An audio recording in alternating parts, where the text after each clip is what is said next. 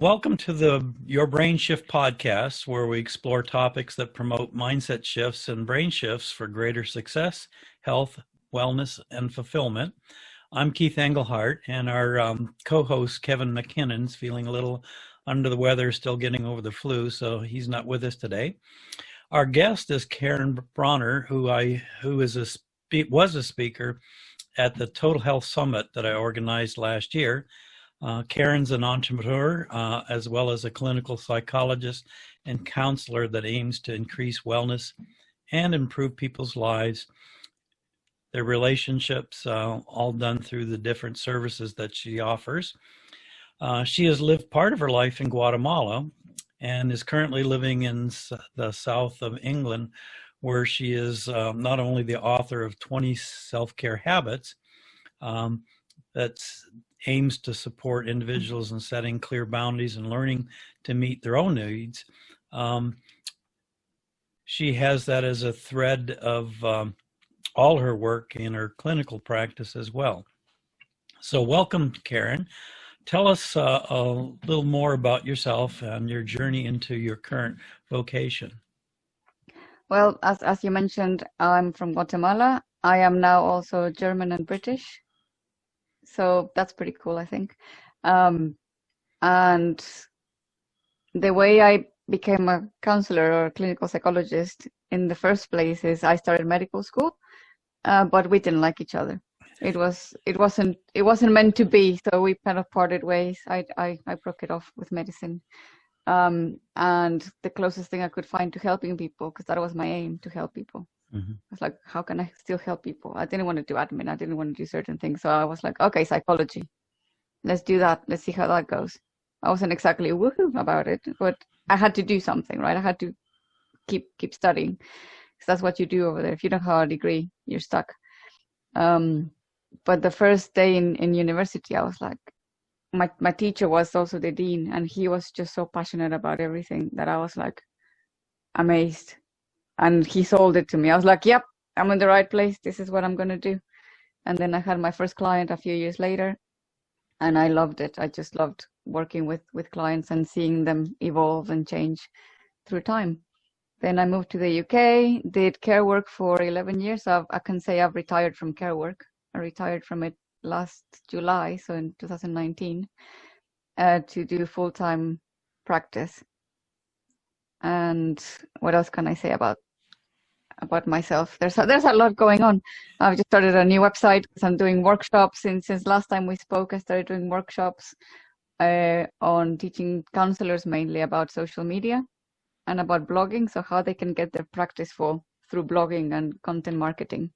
So that's something that I've added to what I'm doing. I'm also planning some other workshops and courses.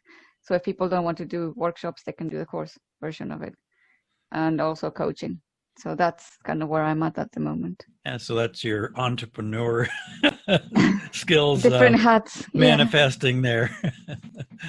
You say on your website that it's important to enjoy everything that you do, which I find is a major part of greater success, health, wellness, and fulfillment. So I thought we could focus on that and explore it deeper. Why do you feel the need to enjoy everything that we do, and how do we obtain that perspective and those feelings? Well, from my perspective, I never do anything that I don't want to do, that I don't enjoy doing. For example, I left care work after 11 years of doing it because firstly, it was my stepping stone into doing full-time practice, into doing full-time my own stuff. But I had to follow a path, and the path sometimes changed directions, went up, down, different ways. So I just kind of freely, organically followed it.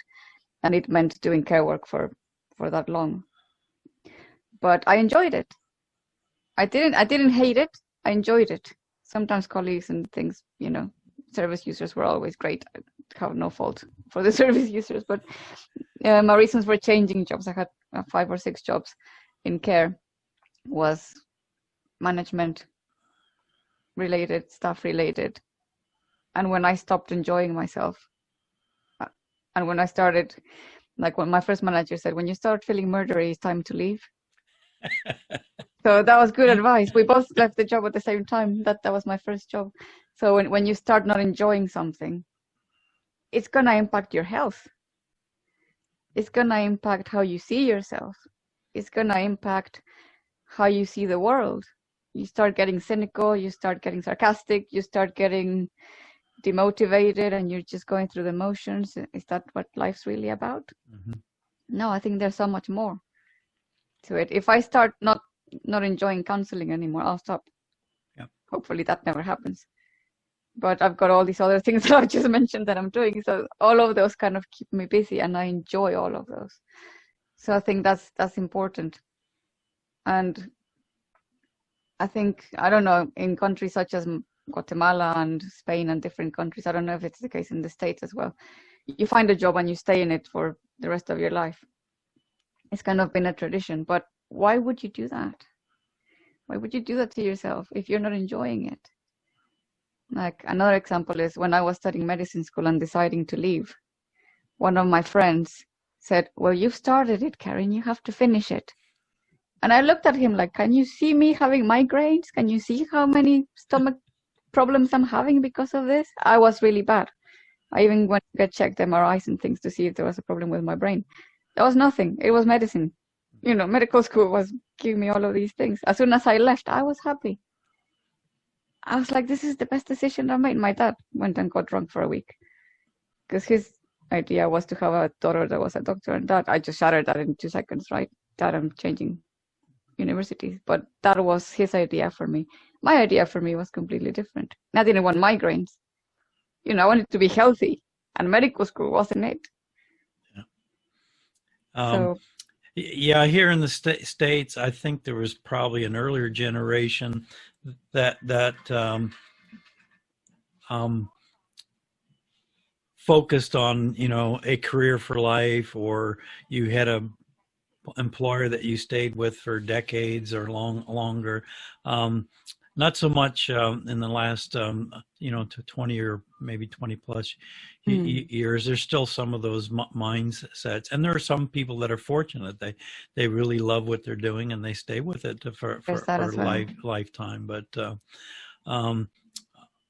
I observe that there's probably a good portion, if not the majority of the population, are engaged in employment or a particular job because it pays the bills. Yeah. It's driven pretty much by survival. And unfortunately, a lot of people are employed or doing work that's incongruent with their own core values, or don't know what their own core values are, which can lead to a rather miserable existence. I think one of the maybe pluses out of what we're currently experiencing and going through, some of the shutdowns and people not at work and pulled into the busy do and having very few opportunities to reflect and look where they are in life, are doing that. And that's one of the positives, I think, that is coming out of our current situation of dealing with COVID, is there's some individuals doing the self-reflection and evaluation of what do they really want to do in life, and am I enjoying it? And I think, as you say, our current predicament isn't very good. We're about to go into full lockdown again in the UK. Well, it's very confusing. I won't go into that. It's just messy. That's a whole nother show. But I've, as a counselor, and with my supervisors as well and other people that I talk to, they've really felt it. Some people have really felt it. So when your gym is closed, when your pub is closed, when your friends, you can't see them because you might give them something or they might give you COVID, whatever it is. You can't see anyone. You have to work from home. So your office becomes your sofa, you know, where you usually just relax and flick the channels. You're now sitting there working as well. Your world has narrowed. The noise is gone. What happens? those pesky thoughts that you weren't thinking about, that you managed to kind of push to the back, or no, later. Suddenly, later is here. There's nothing else you can do. There's nothing else making noise. They're gonna start making noise, and it confuses people. It makes people anxious. It makes people depressed, depending on what their thoughts are. But I think it's also an opportunity. And that's what I tell my clients. This is an opportunity. Yes, it's distressing. I appreciate you're not enjoying this right now. But let's observe, let's notice what you're thinking about. Notice your thoughts. And they're like, but what's that gonna do? Just noticing my thoughts. Just do that for a week. We'll talk next week and let's see what happens. They come back and they go, I noticed my thoughts and I changed what I was doing. Or I noticed my thoughts, I sat with my feelings, I wrote it out, and oh my gosh, I feel a little bit freer. And it might have not happened in 1 week, it might take longer. But it's so powerful what happens when you just sit there and notice and reflect. Okay, this is happening. What is this thought telling me? You know, you're not good enough. About noticing your thoughts and kind of questioning, you know, what's the dialogue in it? Because there's usually a theme of some sort, like as you mentioned, I'm not good enough, all that negative self-talk that I love Daniel Amen's definition of ants in our heads, and ants being an acronym for automatic negative thoughts, because our brain does have that negative bias, being a problem-solving organ, but the challenge is that if it's running our life, it's not serving us very well. If it's figuring out, how I get through a problem or a challenge, that's a little different. But let's think about it. Why is this thought here? Mm-hmm. And I was thinking about this in my musings. Us women, we never stop thinking. You guys have the man box, apparently. We don't stop. So apparently, I don't know if it's true. You tell me. No, they just don't admit. We just don't admit that it's constantly chattering. I think it's the nature of the human species. So I was thinking, this is why in the States they call us shrinks. Mm-hmm. I figured it out, because what we're doing, partly, is making those unmanageable monster thoughts, like you're not good enough, this big monster, suddenly become you're not good enough. This little thing that you can go, oh, there you are, flick you away. I don't want you. I can manage you now. I know how to deal with you. Well, actually, I am good enough. Actually, I did this today. I did that today. And that person said that they were thankful for what I said to them the other day. So yeah, I am good enough, and you can shut up now, right? You can get to the point where you can talk like that to your thoughts, and they stop being these horrible monsters. Right. I think that's so powerful. And that happens through therapy. That could happen for some people through a self-help book. Meditation. Meditation. Yeah. Talking to a friend that is really clued in, many ways. Yeah, because it's the nature of the mind to think.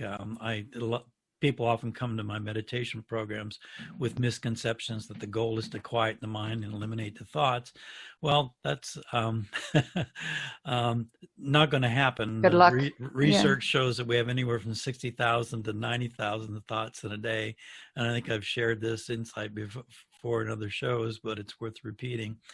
And trying to stop those is a little bit like stepping out on a 8-lane highway in Los Angeles trying to stop traffic. It's not going to end well. No, not for you. The goal is to be aware of the focus of the thoughts and then redirect them to something more positive that will serve us. So. There's healing in thinking about your thoughts. It might be disturbing for a little while you're figuring out, why is this happening? Why am I thinking this? Where did this come from? But once you figure it out, you go, oh, that's the root of it. My teacher in 3rd grade said I wasn't good enough, so now I believe it. Okay, well, let's go back there. And what would you have said to that teacher if you knew what you know now? To say, teacher, you're wrong. Can you not talk to me like that? Excuse me, who are you to talk to me like that? Okay, that heals because you've gone back to that original place. Yeah. And one of the insights that I cherish comes from one of my favorite yogis, and he basically says we're not our thoughts. Yeah. Our thoughts are just outcomes of the creative imagination centers of the brain. And sometimes that's a horror movie, and sometimes it's, you know, Yeah, something more positive, and having the awareness, because ultimately that's one of our core essences is we're awareness, we're consciousness, we're not our thoughts. And just having that insight and recognizing it, oh, okay, I don't have to listen to that chatter, especially if it's, you know, demeaning me or discounting me or not serving me in any way. exactly. And in regard to that, it just left my mind. What was I going to say? Yeah, some people might think, oh, I thought about flirting with that guy and I'm married. No, you thought about it. You didn't do it. It's in your mind. In your mind, you can change it. Okay, I'm not going to flirt with that guy. You didn't even go and flirt with anyone. You just had a passing thought. What do you want to do with it is the question. Yeah. You've had this thought. What do you want to do with it? Do you want to let it spiral out of control or snowball into this big, giant snowball? Or do you want to go, all right, gotcha. Let's stop you right there before you get all bent out of shape and get me bent out of shape. You're not going anywhere. Stopping you right now. Not cheating on my partner. Not doing this. Haven't even done anything. It was just a passing thought, and you can keep passing. Go away. Yeah. Right? Easier said than done, but with practice, you can get to that point. Yeah, it's practice for sure. And recognizing when to act on thoughts, because our brains tend to hate change. Yeah. Especially significant change. And I love Mel Robbins' insight. If it's something that we think and it's congruent with our values and it's something that we really want to do and should do, but our brain is talking us out of it, is she's got a 5-second rule. If a thought comes to mind that I should take a particular action that could benefit me, is take the first actionable step within 5 seconds. Otherwise, our brains will talk us out of it. And she recommends actually counting down from 5, 4, 3, 2, 1, because it engages a different area of the brain that shuts off that area that's trying to talk you out of doing something that may be of benefit for us. So. That's powerful. Or I did this to a friend. I was a bit mean to my friend, but it worked. She was trying to decide whether she stayed in Guatemala City or moved to a different city. She said, come on, tell me right now. Where are you going? Where are you going? Staying here or going there? Staying here, going there. She's like, up, going there. Okay, there you go. That's your decision.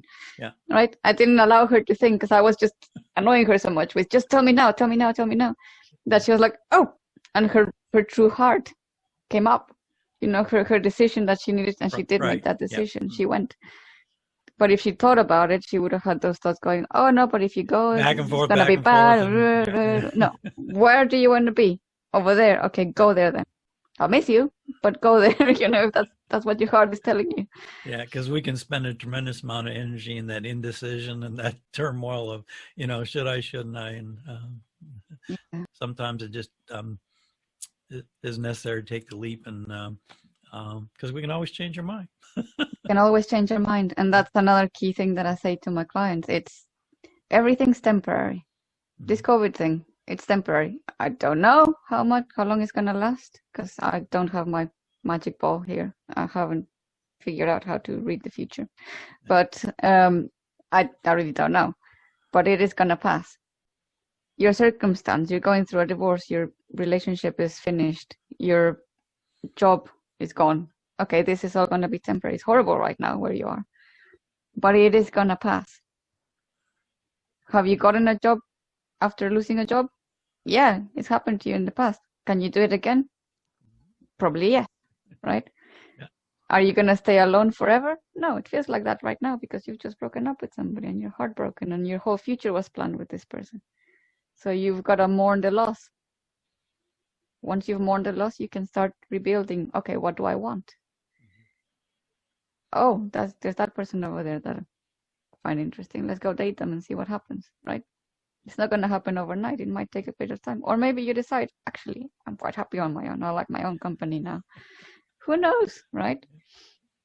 But it's just working through your thoughts, working through your circumstances, and trusting that it's temporary, trusting that it'll And the pass. emotions too, because some people avoid their feelings, and from a neurobiological perspective, it's just biochemical and energy that needs to move, and usually feelings only at that level last about 90 seconds, and there might be another wave of it, and it feels uncomfortable at the time, but we're better served just to surf that and see where it takes us, rather than trying to shut the emotions or feelings down. And it's so powerful. I can't speak about clients, but I'll generalize this. There was somebody that was feeling down, not feeling quite right one day, and they spoke to one of their parents, and they said, "Oh, what do you want to do to snap yourself out of it?"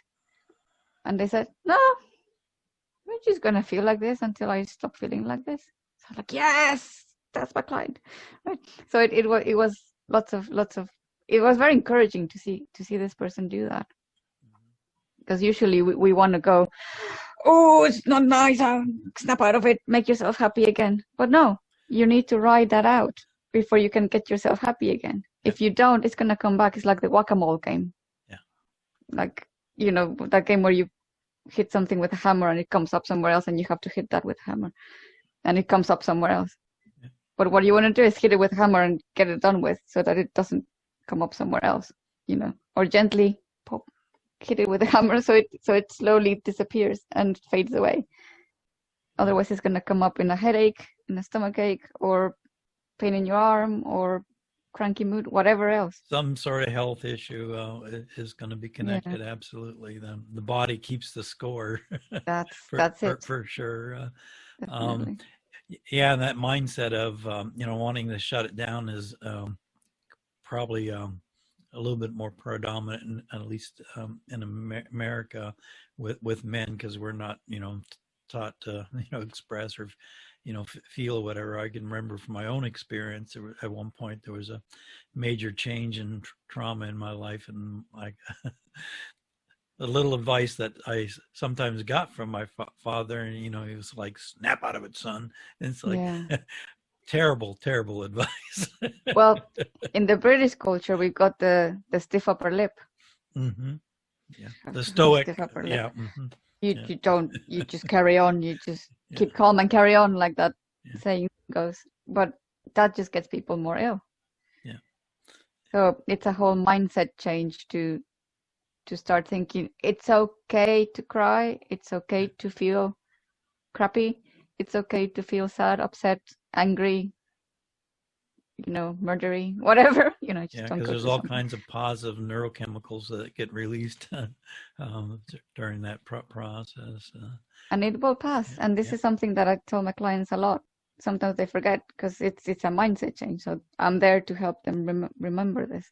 Mm-hmm. It's temporary. Yes, you feel bad today. Next week, yes, you still feel bad, because it's only been 2 weeks. It's only been a month since that thing happened to you. Just give it time. It's only been 50 years since that trauma you had, right?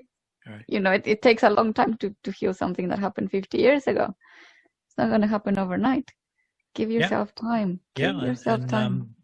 People don't recognize that we do have traumas in life, and even everyday traumas, being in an auto accident, going through a divorce. So it's not maybe not quite as severe as being caught in a natural disaster where we lose our home or wildfires and that kind of stuff, was still a form of trauma. And change is constant. All we have to even at work. Yeah. I used to work with challenging people. The amount of times that my glasses flew to the other side of the room and then my hair was being pulled, that was a bit traumatic, right? Because especially when you're on your own. Yeah. If I was with somebody else, I'd be like, "Can you just get him off me, please?" I'm just gonna grab his hand so my hair doesn't go with him, But that was traumatic, and at the end of it, you're like, "Oh my gosh, what just happened?" Right? And you get a debrief, and you go talk to people, and you have 5 minutes over there, and you just stay away from the person until they don't hate you anymore. It's not about hate, but it feels like it because they're just trying to rip your hair off. But even those micro traumas, let's say, Mhm. are important to work through. And if you that's why don't, they build up to the same impact on us physically and mentally. Exactly. Because we forget, change is a constant in life. I think one of the opening statements in Raja Yoga texts is that the only constant in life is change. Yeah, and us humans are awful with change. Yeah. We're terrible. And this year has been just throwing change all over the place, right? Yeah. We can't be our, in inverted commas, normal selves anymore because nothing's normal anymore. Yeah. Well, we've experienced rather cozy times. I share this story sometimes to build awareness and awakening in individuals when they're complaining about, sometimes what really are minor events or minor challenges. That my grandfather at the age of 14 was abducted by the Russians in World War I, spent 10 years on a train serving the troops as it went up through Siberia, down through Persia, which is now Iraq, Iran, returned to Poland after that major trauma, and there was nothing left of Poland post World War I. So he married and started having children, but there wasn't much of a life there. So he uprooted the family and immigrated to Canada, landed at Halifax. And back then they just sent you to wherever there was work or employment. So that meant it was out in the middle of the Great Plains of Canada in Manitoba, just outside of Winnipeg, because they were building a paper mill. But you imagine starting a brand new life in a land that you knew nothing about, the culture, the norms, barely could speak the language. My grandmother never did learn English. You survived that. You went through the Spanish flu. You went through the Great Depression. You went through World War II. And you start listing all the major worldwide traumas Events. and calamities that most of us, the last 30, 40, 50 years, we've had it kind of cozy. We haven't really faced a major upset like this. And it's normal. Maybe not to have the resilience or the response to know how to deal with this. Yeah, and I guess life has changed since your grandfather's time. Maybe the way people are resilient has changed. Maybe we're used to getting everything right now. Delayed gratification. Where's it gone? Yeah. I got taught that at school and university, Save money and then buy the thing, right? There were no credit cards. Yeah. People saved and paid cash for houses. Yeah, in the 1950s, yeah. Now everyone wants everything quick. Yeah, instant burgers, instant soup, instant pudding, instant everything. Yeah. And I've been thinking about that because I've just started working hosting my website with a particular company, and there's FTP and all of these words that I have no idea what the heck they mean.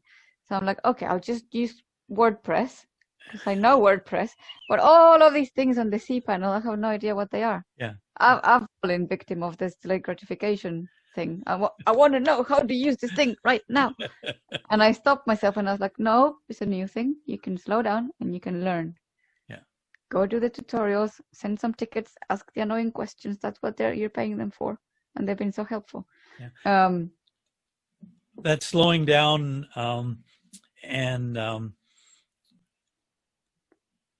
is tied to the enjoyment of something as well. Because I've noticed we hop from activity to activity, event to event, and thing to thing. And we don't really take the time to really experience every nuance and get the full enjoyment out of many activities. And I heard this story ages ago. It's about prayer. I don't know if your audience is Christian or not. Doesn't matter. It's about prayer in general, not to any particular God. But this guy was going to pray. And he was sitting there going, well, run out of things to pray for. I don't know what to pray about. Words are just not coming. And he suddenly looked at his thumb and went, okay, Lord, I'm grateful for my thumb, because without my thumb, I wouldn't be able to pick up the boxes that I need to for work or whatever he was doing. I'm thankful for...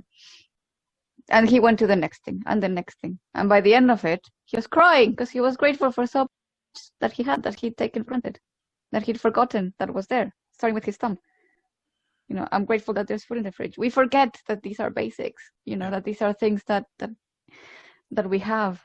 We work hard for them. For waking up in the morning and being alive, considering there's over 1.5 million people that don't make it overnight worldwide.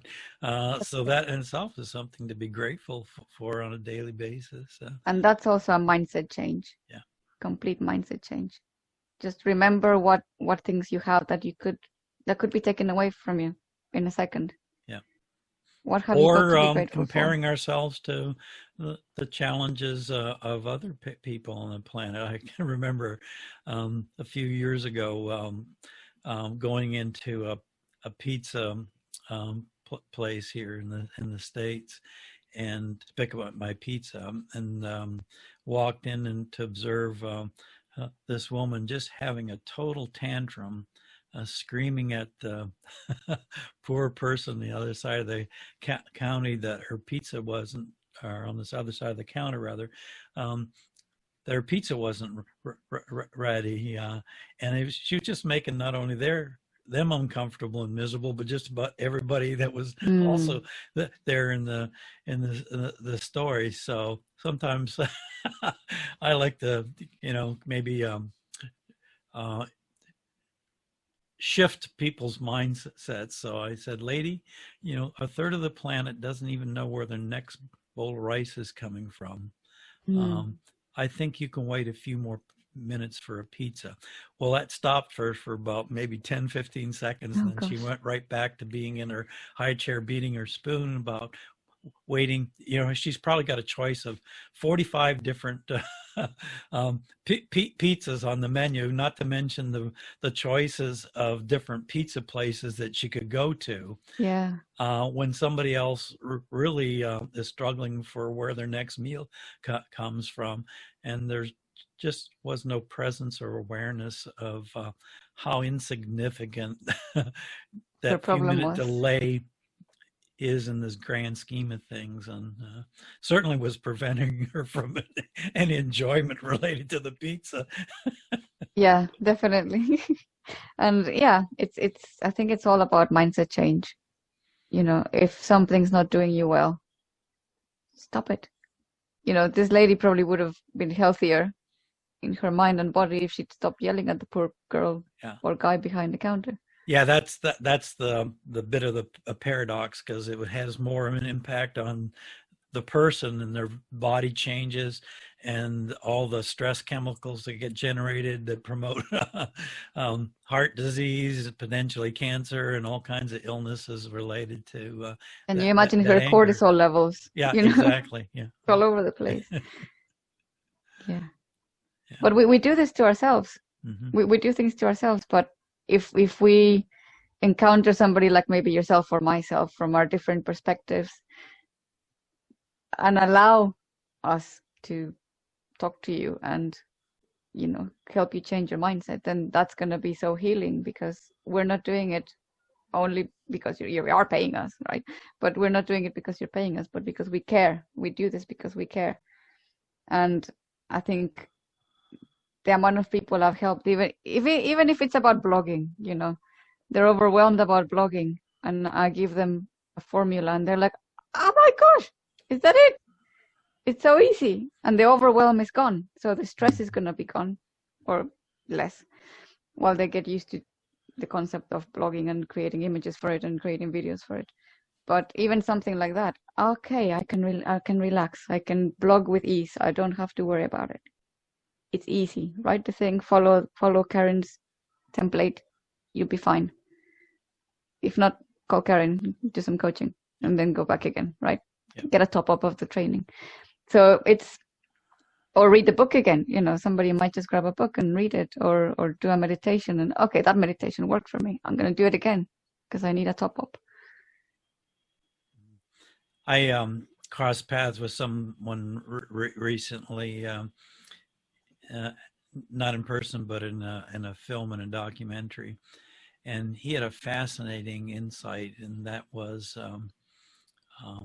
when we eliminate conflict, not necessarily outside ourselves, but the conflicts in ourselves.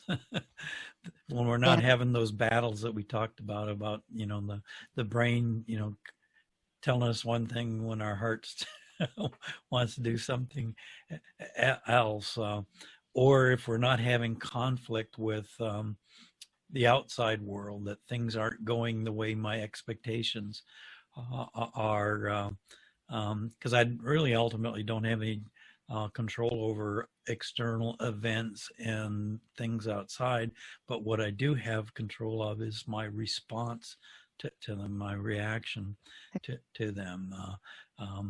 So if we're no longer in conflict, well, I didn't get that promotion in time, or that pizza in Yeah. the expected time frame. That I'm going with the flow of life, and it's just natural ebb and you know flow and changes in direction. That not only is it more enjoyable, but it certainly is less stressful. Two things on that. First, what are you in control of? Mm-hmm. And two, something I use a lot. Don't make it a problem until it's a problem. Mm-hmm. And this is something I used to struggle with at the care job, because sometimes we'd be understaffed, and one of the members of staff would be like, "Oh, we're understaffed. It's gonna be horrible." I'm like, "Nothing is happening. The kids are still at school. It's just us here. Let's make dinner before they come." So that's what let's think to do. Let's figure out how we're gonna plan this so all hell doesn't break loose when the kids come in. Right? There's nothing happening. Why are you freaking out? Would be my thing, right? Don't make it a problem until it is a problem. Yeah. And kind of along those lines is it within my control? If it's not, Yeah. let it go. Can you do If something it's about not it? within my No. sphere of influence, let go. Yeah. And if there is something you can do about it, what is it? Yeah. Take a few more breaths. Yeah. Go ask for help. Yeah. Go talk to somebody. Mm-hmm. Retrieve from it. Do you need to deal with it? Or is that somebody else's problem that you're taking on? So many things to think about a particular situation. If you really can't get out of it, then write it out. And the answer will come as you wait. Sometimes it happens like that. Yeah, there's circling back to kind of the instant results and so forth, but there's some wisdom that I picked up years ago, and that is the how important pausing is. No matter what the external events and stimulus, if I pause, then I have greater choice of what my actions and my reaction is going to be. It's in that pause that the possibilities are there. Yeah. And I have said this to somebody recently. I said, okay, if you're about to see red, you're not going to remember anything that we're talking about right now. So can you remember stop? Can you remember stop? And he went, yeah, I think I can remember stop. Okay, stop. The second word you're going to remember is process. Stop and process. So if you can stop, you can go away and you can process things. And then you can decide how to react. But that'll stop you from saying something to the wrong person that gets you into a lot of trouble, or doing something that'll get you into a lot of trouble. Stop and process. Sounds so simple, right? It's going to take practice as well. All of these things that we're talking about don't happen overnight. Right. We didn't learn these things overnight, did we? It takes time. But once you get it, so much easier. Yeah. And also recognize where we learn some of those reaction patterns. Usually it's from families of origin. From birth to about age 7, children are kind of like sponges. They just soak up their surroundings and environments, what's going on around them.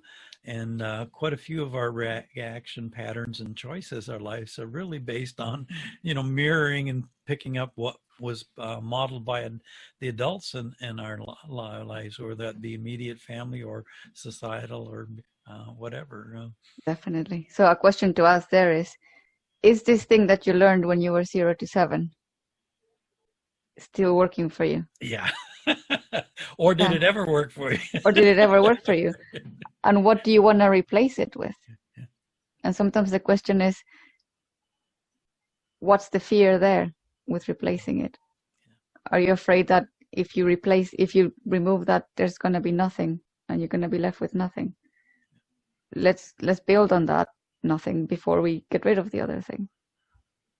So you're not left in the gap. You're not left with a hole there. Don't do it all in one go. Mindset change requires a lot of things. Yeah. A heck of a lot of things. And it's a process. And it's a process. As are self-care habits in general.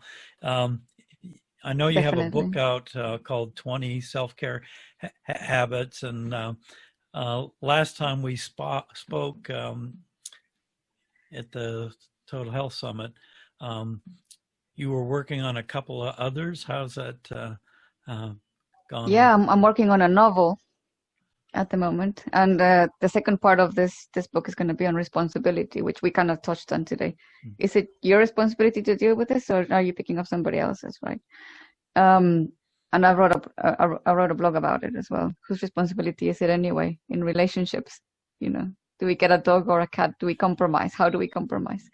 But yeah, the novel is going to be about a recurring dream I used to have. And interestingly, I went to therapy, talked about this particular subject, and the dream stopped. What? How? And then I was like, okay, those dreams are linked with that topic, because those dreams stopped when I talked about that. So I'm writing a novel about it. I've got like 7 chapters written out of 14, I think. Yeah, it's halfway there. The brain unconsciously working all those problems and conflicts. So bringing them to our awareness and processing them and going through it kind of releases all that. Yeah. And in the book, I've got 3, because the dreams were about a house. There was always a room that I was a bit wary of. This spooky room. What's in there? I don't know. I don't want to know. I don't want to find out.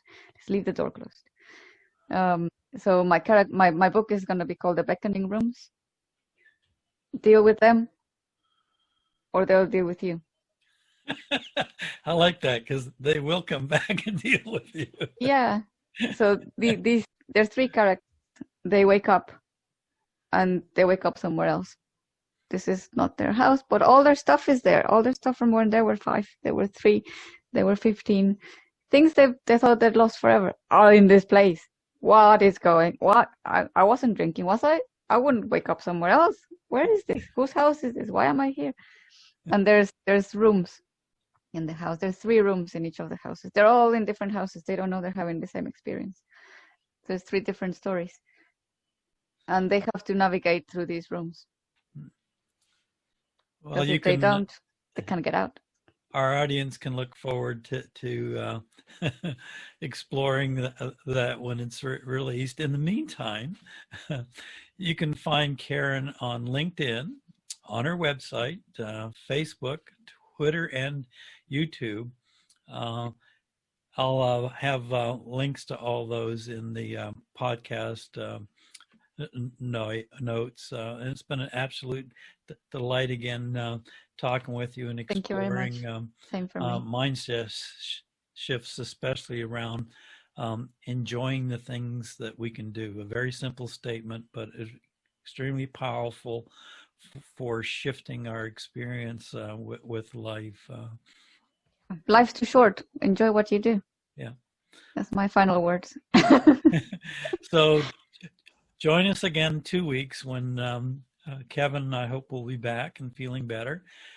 And we'll talk with Carlin Shaw, the founder of Strangers to Friends, where she embraces authentic face-to-face connections and conversations which are not only vital to our success, but our health, wellness, and fulfillment.